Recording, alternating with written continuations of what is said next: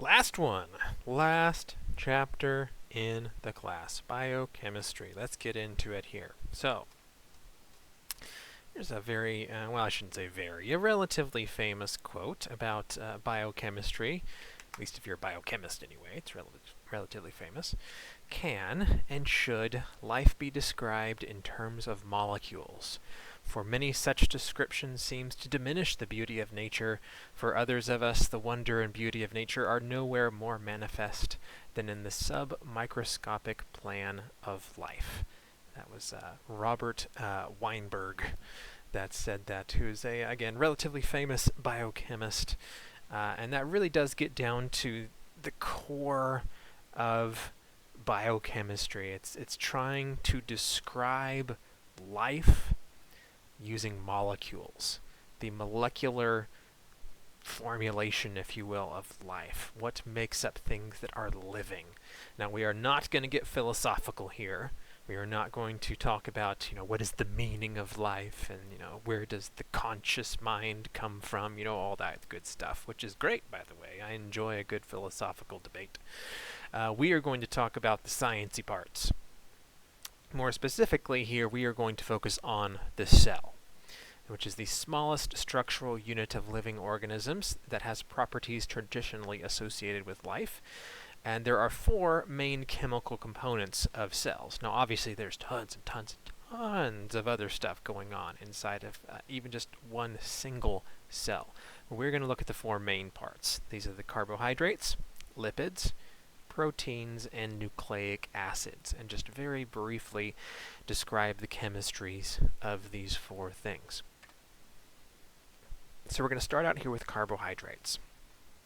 So carbohydrates you've heard of before. You ingest them every day. Well, probably ingest them every day. These are primarily used for short-term energy storage and uses. They get their name from what they're made of. Carbon, carbo, and then hydrate, like water, essentially. And that is kind of the, well, not kind of, it is the main pieces that a carbohydrate is made of, is carbon and oxygen and hydrogen.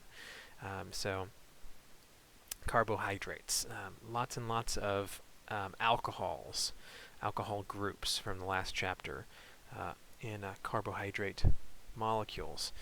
So this is glucose here, for example. You can see here how there are 1, 2, 3, 4, 5, 6 carbons and 1, 2, 3, 4, 5 OH groups, all on the same molecule there. So the carbohydrates usually do have lots of OH groups. This is not only for solubility, which helps it dissolve in things like water. So, glucose is sugar. It dissolves in water very, very well, which I appreciate, at least partially, because it tastes really good. But in some parts don't appreciate, because then I have to burn those calories off. But it's also really important for the fact that it's an energy source. So those hydroxide groups are very helpful in the chemistry that happens to turn glucose into energy. There are lots of other kinds of carbohydrates, though. It's not just glucose, although that is the one, well, one of the two that we're most familiar with. We're also very familiar with this one, fructose, which is a close cousin to glucose, but there's even more than that. You can have galactose, that's another one. And by the way, glucose has different forms as well. So glucose, this is the, I don't know if it's called the linear form or if it has a different name, but it can have this form, or it can form into a ring structure, which you can see there. In both cases, it's still considered to be glucose. It's just two different forms of glucose. And fructose is the same way, by the way. So fructose can, you can break that oxygen-carbon bond there and have a slightly different structure. But it's still considered fructose. Taking carbohydrates and expanding on that a little bit more, if you take a single carbohydrate molecule and you combine it with another carbohydrate molecule, You link them together, you get what we call a disaccharide.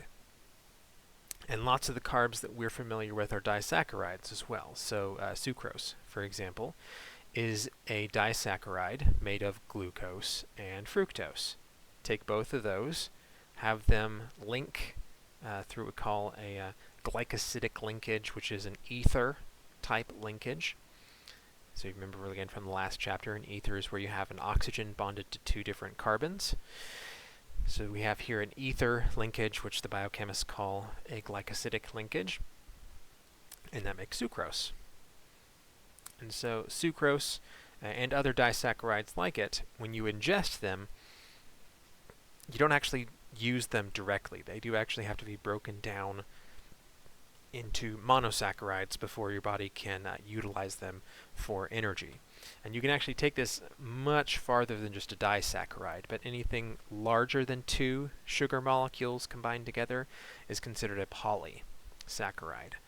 So monosaccharides, where you have just 1 sugar molecule. Disaccharides, you have 2. These are called the simple sugars or simple carbohydrates. When you go past this, you get to polysaccharides, poly meaning many, so many saccharides, many sugars. And these tend to be, I'm not sure if you can digest more than a disaccharide. I'm really not a biochemist. But I believe you might be able to digest a few of the really, really small polysaccharides. But once you get to something like a starch, which is just a whole bunch of glucoses, well, yeah, I guess you can. Yeah, you can digest. It's just, I'm not sure if polysaccharides greater than 2 actually taste sweet. I think that might be the thing. Anyway, again, I'm very much not a biochemist. I am at best slightly inorganic chemist, mostly an inorganic chemist. Anyway, so you can digest some polysaccharides, although again I don't think they taste sweet. But things like starch, they are edible for sure. But your body has to do some work to break them down. It can't actually use them as energy until it takes all these individual glucoses and breaks them apart to use them individually. Now, at a certain point, this string of carbohydrates gets so large that it actually does not longer, it no longer is edible.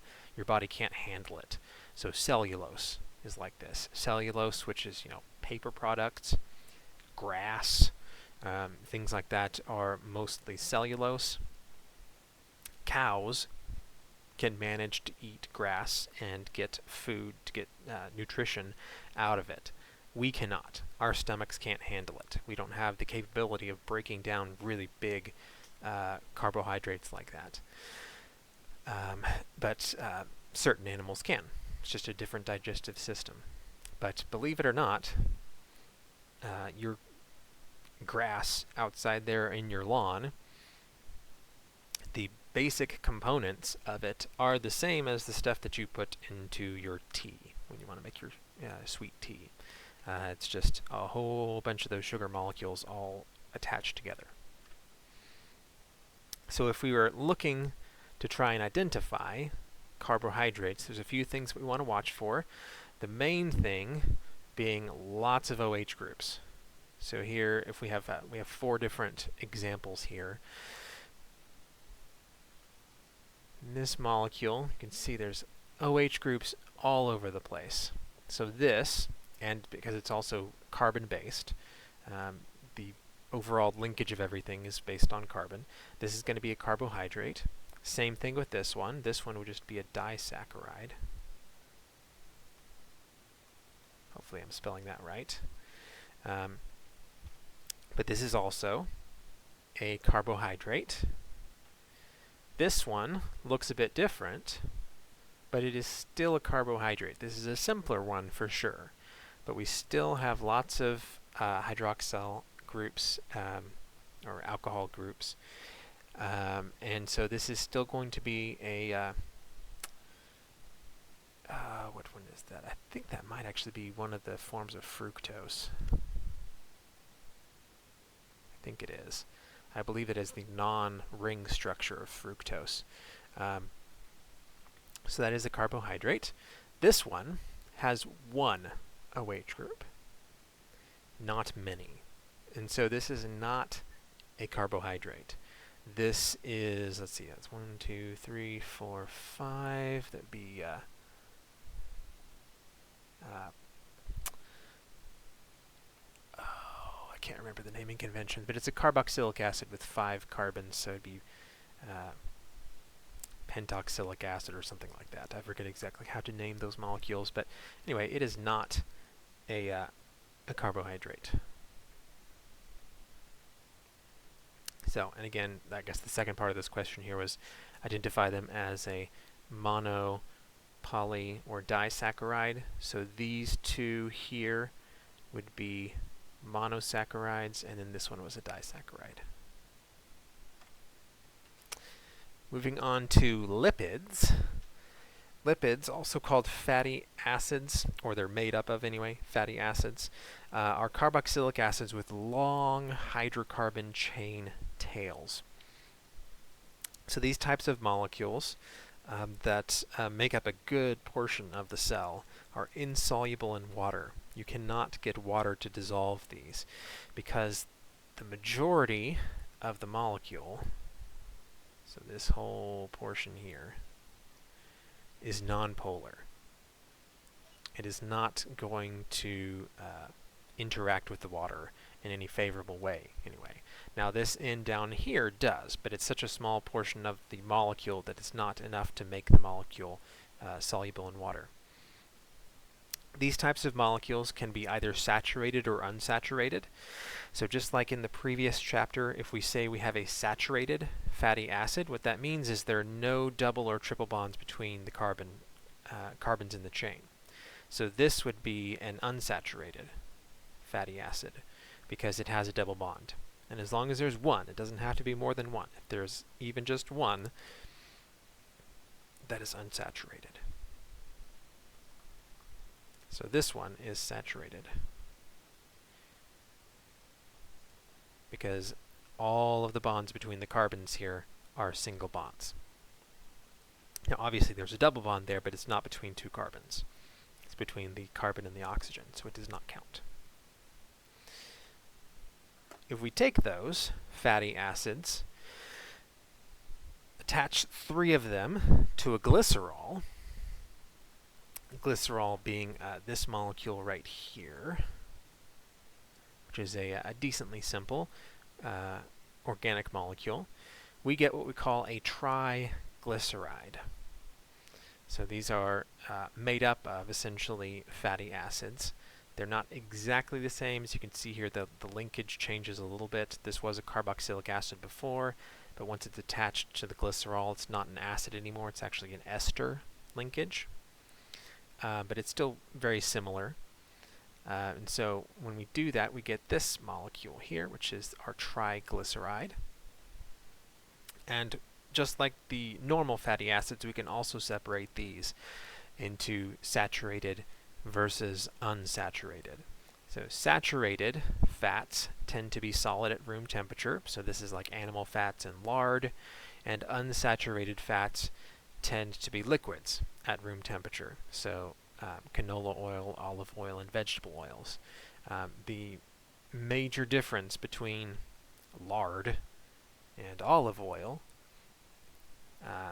again, other than some minor differences, the main difference is that saturation, where the lard has only single bonds between all of these carbons. And so what that allows is for these carbon chains to stack on each other very nicely.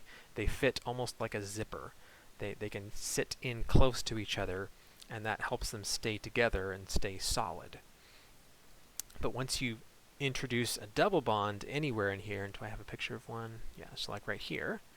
Once you introduce a double bond in there, you've essentially introduced a kink in the structure where they can't really sit flat anymore. They can't fit in with each other nearly as well as they could before, and so those chains no longer sit nicely fitted onto each other. Instead, they flop around. There's a lot more movement in the chains, and so that's why they tend to be liquids at room temperatures. There's a few oils that are like right on the cusp of being a solid at room temperature, like coconut oil, for example. But then there's other oils that you would have to get quite cool before they would solidify.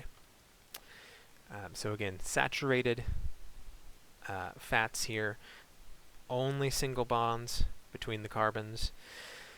Unsaturated, even just one double bond or triple bond, that would give you an unsaturated fat.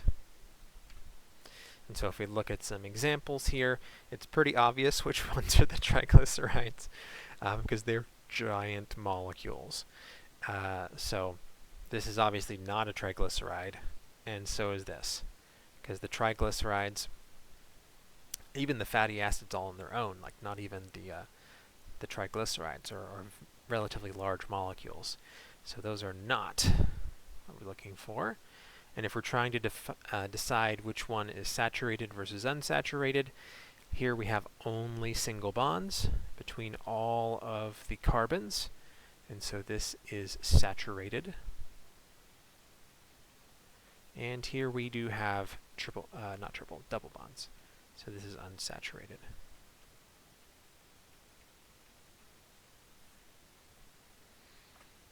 Alright, one last thing here for this video.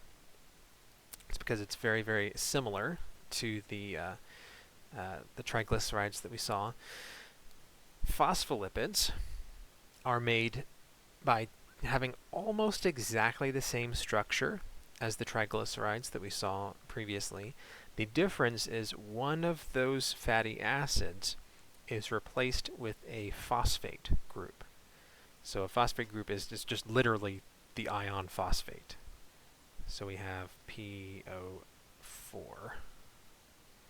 Except one of those oxygens is now also bonded to the glycerol. So it is literally just a phosphate group. And this phosphate group is very polar. It is very polar compared to everything else in the molecule. So the fatty acid section here is extremely nonpolar. The glycerol's kind of in the middle. It is decently polar, but not nearly as polar as the phosphate. The phosphate group is very polar, and so the two sides here keep away from each other, and you can use that, and the cells do use that to their advantage. They can stack up these phospholipids where the nonpolar sections of the molecules are all right next to each other, and the polar sections are all right next to each other. And so you can create what we call a lipid bilayer by doing this. And this is what cell membranes are made of, is this phospholipid bilayer. And so you have the polar heads of these groups pointed outward and the nonpolar tails pointed inwards towards each other. And this makes up the cell membranes, and you'll have little places in the membrane where there are openings, but we're not going to get into all that here. That is beyond the scope of this course. I mainly just want you to be able to recognize a phospholipid. So it has that phosphate group and then the big, long, non-polar chains on the other end. Alright, I think we'll call it there for this video. We should be able to finish the chapter in the next one, so I will see you there.